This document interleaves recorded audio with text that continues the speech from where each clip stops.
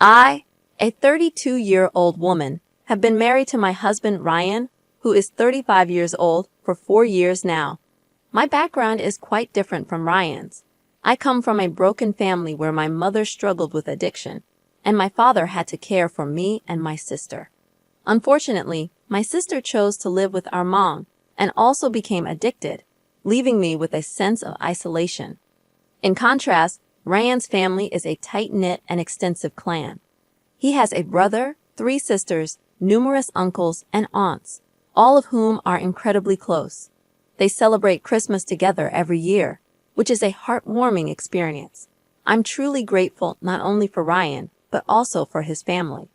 Ryan and his brother Cole don't always see eye to eye, with some remnants of sibling rivalry, though they generally get along. Their fundamental difference lies in their worldviews. Ryan, coming from a big family, has always wanted to have a family of his own, a sentiment I share. I've never experienced the joys of a large, supportive family and the constant activity in the household. On the other hand, Cole vehemently opposes having children.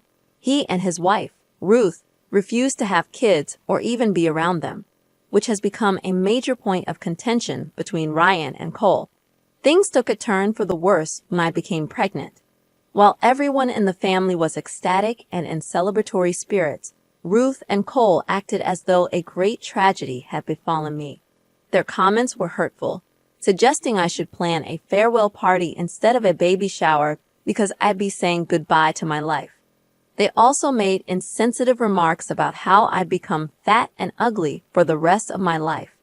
Ryan attempted to intervene, but they remained stubborn, so we decided to limit contact with them. Fortunately, Ryan's sisters supported our decision, as they were also fed up with Cole and Ruth's behavior. All 3 of them had kids of their own, and Cole and Ruth were never willing to assist, even in emergencies. My pregnancy was challenging, especially as we were expecting twins, and I battled severe nausea and debilitating swelling in my feet by the end of the 2nd trimester. I used to struggle after walking just 20 meters, gasping for breath. Throughout this challenging period, Ryan had been my rock, offering unwavering support. His sister, Allison, also came to our aid. Among Ryan's 3 sisters, 2 resided in other states. However, Allison, the eldest, lived in the same city as us, and her assistance was a true blessing. Allison herself had a 3-year-old daughter named Sarah, who was an absolute sweetheart. Sarah adored spending time with both Ryan and me, and never missed an opportunity to help with babysitting. When my twins were born, our entire family came to celebrate the joyous occasion. However, Cole and Ruth, Ryan's brother and sister-in-law, were notably absent. Despite the help from the rest of the family, managing 2 infants was quite a challenge, but having the support of my family made things more manageable. Then, one night, at 11 p.m., I received a call from Child Protective Services, CPS, informing us that both Ryan and I were required to immediately go to a specific address. I explained that I had twins and at least one parent needed to stay with them. CPS insisted that I come while leaving Ryan with the children, as they had received a report of an unattended child alone in a house a few streets away, and that house belonged to Cole. My mind raced with a million thoughts as I made my way there. Initially, I assumed it was a mistake. I even considered the possibility that one of the 2 had a secret child, but it seemed highly unlikely. Upon arriving at the house, I saw several officers present and a terrified, sobbing Sarah. She was crying so hard that it seemed her lungs might burst. Without hesitation, I rushed to her and embraced her tightly as she clung to me. Sarah's emotional state shocked me. Allison was nowhere to be found, and the CPS representatives began asking me how I knew Zara and if I was aware of her mother's whereabouts. I explained that she was my sister-in-law's daughter, and I was often the one to babysit her in case of emergencies. It left me bewildered as to why Sarah was in this situation. They requested that I call Allison, but she was not answering her phone. Additionally, they inquired with the person who had informed them about what he had witnessed. He explained that he had witnessed a tall woman with short brown hair. driving up with Sarah a few hours earlier. My brother-in-law and sister-in-law, Colin and Ruth, were present in the house at that time. According to the witness, he saw them engage in a heated argument for a while, after which Allison left the house in tears. Within an hour and a half, both Colin and Ruth left the house with bags and everything they needed. When the witness inquired about Sarah's well-being, they dismissively told him to mind his own business. This incident occurred around 8 p.m. The witness waited for their return, but when they didn't come back, he decided to call CPS. I was livid. It felt like steam was coming out of my ears. I couldn't believe the audacity and insensitivity of Colin and Ruth. I was also upset with Allison. Why hadn't she called me? Why did she have to leave Sarah with those two irresponsible individuals for such a long time? My anger led me to file a complaint with the police against Colin and Ruth. I didn't care about the consequences. All that mattered was Sarah's safety. When I returned home with Sarah from the police station and shared the details with Ryan, he disagreed with my decision. He insisted that, regardless of their actions, Colin and Ruth were still family, and we didn't know their reasoning behind their behavior. Now, I'm starting to question whether he might be right. I don't have the full story, and my decision to file a complaint might have serious consequences. Despite Sarah's safety, I'm doubting my judgment. Was I too hasty in going to the police without knowing the complete truth? Eventually, we managed to reach Allison. CPS had also contacted her, informing her that Sarah was with them. Allison explained that her husband, Mark, had met with a severe accident, and she had to rush to the hospital. In this emergency, she had contacted Colin and Ruth, asking them to take care of Sarah for just one night. She had promised to collect her the next morning. Allison had even packed Sarah's food, and Sarah, being a quiet and undemanding child, wouldn't have caused them much trouble. All these arrangements were made through texts and calls before she dropped Sarah off at their place. Allison didn't want to burden us because she knew we were already dealing with a lot. When she left Sarah with them, they began berating her, claiming they were child-free and had no time for such responsibilities. Allison pleaded with them because Mark was in critical condition, and she couldn't take Sarah to the hospital with her. Reluctantly, Colin and Ruth agreed. After that, Allison had no idea what happened. She called them at 10 p.m., and they assured her that Sarah was fine. It was only when CPS called her that she realized they had left Sarah alone and gone on a vacation. She was sobbing uncontrollably, mentioning that now that Mark was out of danger, she faced the risk of losing her child. Ryan drove her back from the hospital, and we managed to put both her and Sarah to sleep. Ryan's anger was palpable, and it was the angriest I had ever seen him. He made numerous calls to Cole, at least 20 or more times, but it all went straight to voicemail. My disdain for people had reached a new low, and Colin and Ruth were the ones responsible for setting this new standard. It was indeed a harrowing day. Cole and Ruth eventually returned home. They had been summoned for questioning, and they were furious with me for reporting them when, in their opinion, it was none of my business.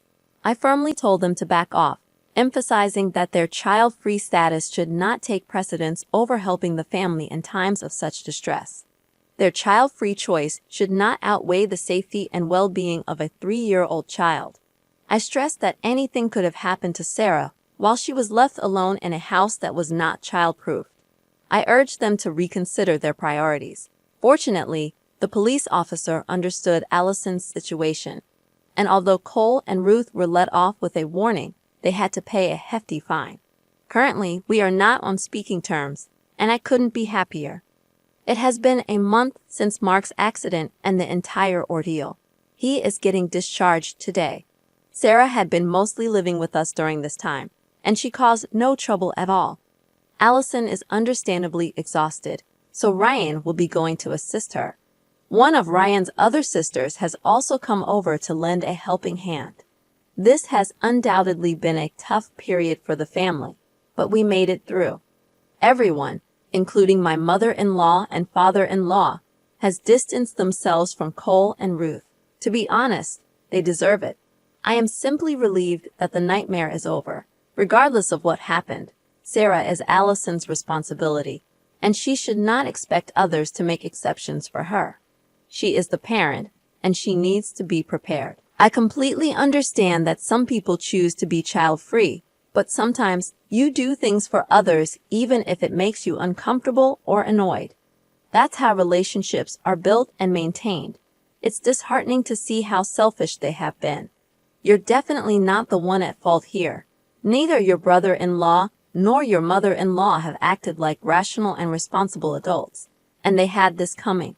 I'm relieved that nothing happened to Sarah, and I feel deeply sorry for Allison. You absolutely did the right thing, OP. I live in a large apartment complex. One day, as I was heading out with my dog, I needed to take the elevator down. My dog is 8 years old and incredibly well-behaved. She doesn't bark at anyone and has a calm demeanor. She only approaches strangers in public when they signal for her to come to them. She's a medium-sized dog, and I can't imagine anyone finding her intimidating. She is always on a leash when we're outside the house, unless we're in a designated area where dogs can be off-leash. While waiting for the elevator, it arrived, and there were 2 people inside, a female aged 15 to 20 and another female aged 20 to 25. When the elevator doors opened, my dog attempted to enter, but the younger woman inside started shrieking, loudly expressing her fear of dogs. I calmly informed her that the elevator was for everyone, including dogs, and we both stepped inside. As a courtesy, I kept my dog on a very short leash, positioning her behind my legs at the opposite end of the elevator. However, the passenger continued yelling, insisting that we leave. I responded by saying she could take the next elevator if she didn't want to ride with a dog. Despite her protests, she chose to stay, and we had an uneventful 20-second journey to the ground floor. At no point did she mention being allergic to dogs, which might have warranted me taking a different elevator. Upon exiting, she made several comments, some quite rude, but I ignored her and proceeded to my car. I wonder if I was under any obligation to accommodate her by taking another elevator. I understand the analogy of the sword, meaning if it were another situation, I would have waited. However, in this case, it wasn't about my appearance. It was about my dog, whom I consider part of my family. I find it difficult to accept discrimination against my dog, just as I would against any family member. Am I in the wrong here? Should I have chosen to wait for the next elevator? I appreciate the feedback, even the critical ones. I posted this to learn, grow, and be better. I acknowledge my oversight, and I understand now that it wouldn't have cost me anything to wait for the next elevator. I will make that choice in similar situations in the future. Additional context: my dog was behind my legs, pressed against the elevator wall. The other passenger could have easily exited if they had wished. I want to clarify that I did not corner her, as some have suggested. I was positioned between the other passenger and my dog was on a very short leash. On a related note, we are planning to visit my husband's mother's house for Thanksgiving. I brought up a month ago that we should time our visit differently because my 1-year-old son, whose birthday falls in February, needs a nap and already has issues with being at their house. My son doesn't particularly enjoy visiting their house for some reason, and he's quite resistant to being put down. However, we had a breakthrough in making plans for our Thanksgiving visit. He had a full nap right before we left for their house, which made him more receptive to being there. My mother-in-law and I decided that it would be best for everyone if we met up at their house around 5 in the evening. This way, my son could have a proper nap, eat when he got there, and feel more comfortable. My brother-in-law called her yesterday, and it seems she didn't relay the information to him about our plans for a later dinner. He mentioned that he was going to his girlfriend's mom's place at 6 and wanted to do dinner at noon. This caused my mother-in-law to call my husband, and she was visibly upset, even hyperventilating, apparently because my brother-in-law wanted to change the time and was asking my husband for approval. This is where our argument began. I'm a stay-at-home mom, and my husband works full-time. I firmly believe that children up to 7 years old should have their naps because it's crucial for their development. I expressed my frustration to my husband, explaining that if I had known the time was going to change, I would have adjusted our son's sleep schedule. I didn't want to go there and have an upset child who missed his nap and wouldn't eat until 4. My husband's response was that our son would have to do things he doesn't want to in life, so it shouldn't matter if he doesn't get a proper nap. I became upset because I felt like he wasn't prioritizing our child's needs over dinner plans. I understand that I could be the one in the wrong here, but I don't see how it's fair to our son to skip his nap altogether. I just didn't understand why my husband wasn't putting our child's well-being first over dinner plans. I recognize that my child doesn't revolve around our schedule. Instead, we should adapt our schedule to meet his needs. I got upset because I couldn't comprehend why my husband wasn't putting our child's well-being first over dinner plans. I understand that I might be in the wrong here, but I don't see how it's fair to our son to skip his nap altogether. I'm torn, Reddit, so please let me know if I'm being unreasonable here. I'll gladly answer any questions to provide more clarity. Update. I've decided to give up the fight and just go when they say. Everyone else's happiness seems to matter more in this situation, and I've reached a point where I no longer care. When my husband came home, he immediately called his mom and vented his frustration about the sudden change in dinner time, emphasizing how absurd it was to cater to his older brother. He passionately expressed his annoyance for nearly 2 hours, highlighting his brother-in-law's disrespectful behavior, which we've grown to despise. Oh my goodness, everyone in this post is absolutely wild. I want to express my gratitude to all of you who truly understand the challenges of children's sleep schedules and the chaos that ensues when it's disrupted. We've decided to comply with the new time, although my husband informed his mother that we might not be able to eat much, as our son is likely to be upset, given the change in his routine. Luckily, he napped an extra hour today, so hopefully that might make things a bit easier, but who knows for sure. Additionally, I am thankful that my husband stood up for us. Initially, he brushed off the significance of our son missing his nap, saying, "Who cares?" just to pacify his mother. However, after reflecting on the situation during the rest of his shift, he came to his senses. Being the youngest in the family, he often feels overshadowed by his mother's preference for his older brothers. There's an ongoing struggle between the siblings, and my husband frequently feels disregarded. Regarding our son sleeping at their house, it's simply not an option. Unlike some children who can fall asleep anywhere, our son doesn't easily settle down. Unfortunately, my husband's family consists only of his mom, his 2 brothers, and his stepdad, with no cousins or extended family. It's a small family, which usually makes planning events ahead of time easier. We confirmed the dinner time with his mom on Sunday, and she admitted that the confusion was entirely her fault for not informing his brother about the set time. However, she has chosen to ignore my husband's inquiry about why she's prioritizing his brother's wishes over the previously agreed upon schedule. The older boys tend to use the tactic of threatening not to show up as leverage, and she believes my husband will follow suit and not attend at all. We've decided to stick with the changed dinner time, putting an end to our earlier disagreements. Yes, my husband has his flaws, just like anyone else, and I'm well aware of my own shortcomings. We make a conscious effort to acknowledge our issues and work on them as a united front, always striving to do what's best for each other. Holidays tend to be a bit challenging for both of us, creating stress and tension at an all-time high. He's been in this situation before and understands it, but the way we met is quite unconventional and wild. However, we genuinely love each other deeply. My husband works 6 days a week, putting in long hours of 9 to 10 hours a day to provide for our family and pay for the house we own. While I am the primary caregiver, he is also very present in our children's lives. Following dinner, as I was on my way home, words were exchanged about his dog's behavior as it kept taking food from my son's hands. I told my brother-in-law to back off, walked into the bathroom, and, just as the door latched, I overheard him talking to everyone about me, mentioning that I had told him to back off regarding his dog. Frustrated, I stepped out of the bathroom and impulsively grabbed a handful of freshly carved turkey, which I threw straight at his face. My husband had to step in to calm us down, and then went to find his mom, who was likely hiding upstairs, possibly in tears. He eventually convinced me to return inside to finish dinner, with the condition that we drive 2 hours away on Monday to get Hawaiian food. I firmly believe that a child who hasn't had a nap can make dinner a challenging experience for everyone.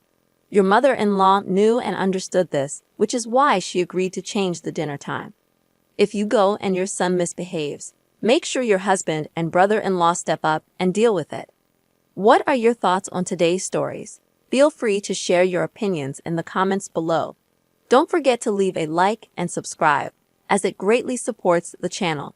We look forward to seeing you in the next one.